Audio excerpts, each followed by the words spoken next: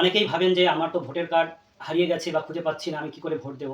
তাদের জন্য একটি সুবর্ণ সুযোগ যে ভোটার কার্ড ছাড়াও কিন্তু আরও 12টি ডকুমেন্টসের মধ্যে যে কোনো একটি ডকুমেন্টস আপনি দেখিয়ে ভোট দিতে পারবেন।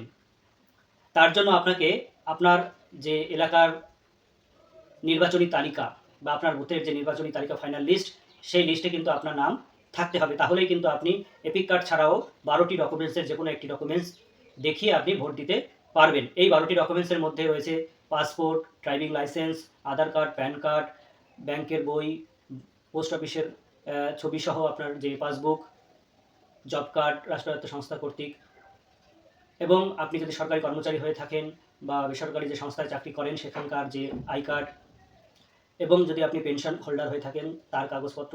এই ধরনের প্রায় 12টি কাগজ যে কোনো একটি দেখিয়ে আপনি ভোট দিতে পারবেন। তবে আমার অনুরোধ, আপনারা যখন ভোট দিতে আসবেন সবসময় চেষ্টা করবেন যে আই কার্ড বা এপিক কার্ড ওটা সঙ্গে আনার। ওটাই সবথেকে ভালো চেনার উপায়।